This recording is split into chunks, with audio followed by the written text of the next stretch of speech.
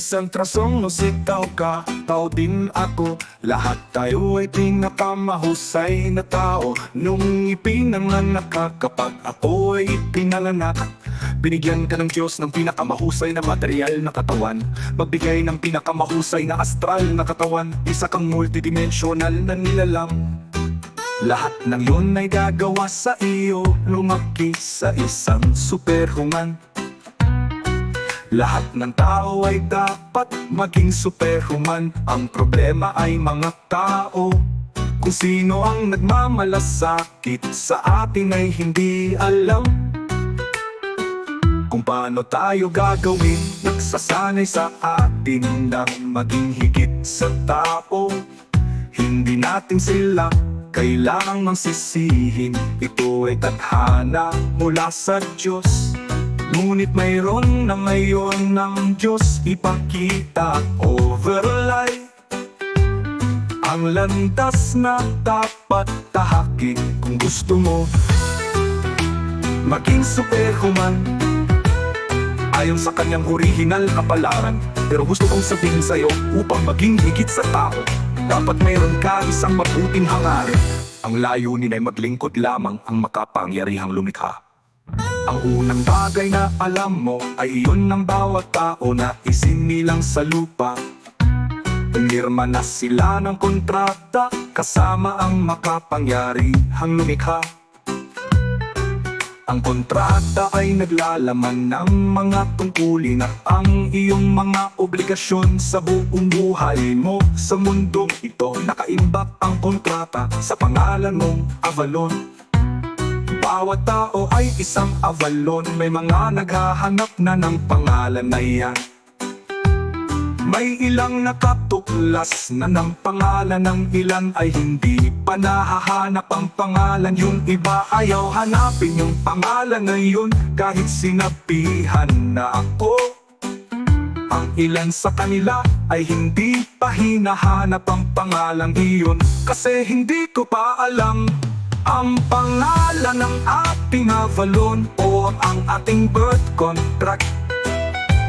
Kasama ang makapangyarihang lumikha, nakaimbak sa pinakamalalim na layer ng DNA. Kasalukuyang umiiral na teknolohiya, hindi mahanap ito para makita ito.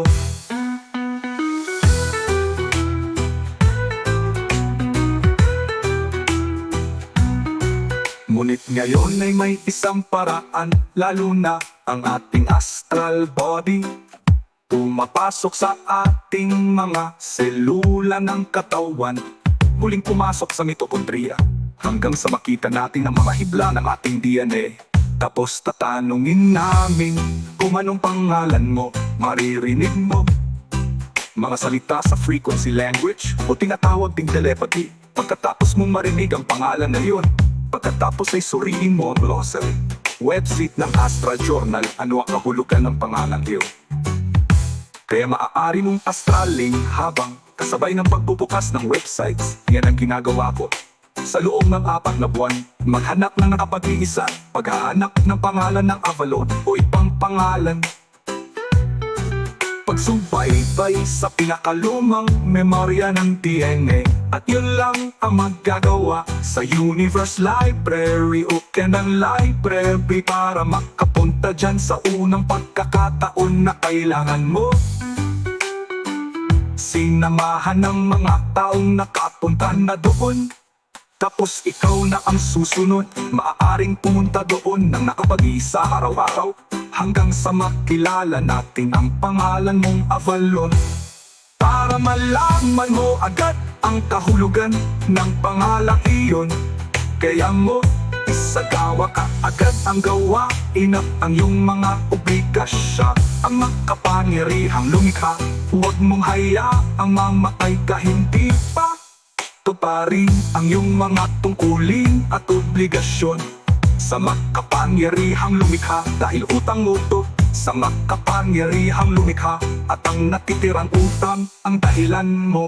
Kailangan gawin itong muli, ipinanganak muli bilang isang sanggol na buhay muli sa mundong ito, habang meron pa ang parehong mga obligasyon. na may pangalan ng kontrata. Pareho ang parehong anang Avalon, ang parehong mga tungkulin at obligasyon.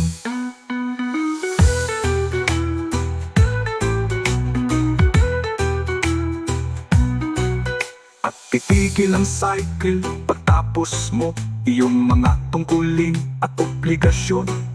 Pagkatapos mo at ako, tuparin ang ating kontrata. Ang kontrata natin sa buhay, ang makapangyarihang lumikha. Yan ang reincarnation natin. Meron tayong daan-daan sa katunayan.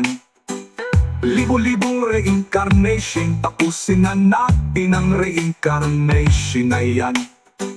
Sa pamamagitan ng pag-alam ang pangalan ng ating Avalon, alamin ang ating mga tungkulin at obligasyon. Gawin natin ating mga tungkulin at obligasyon.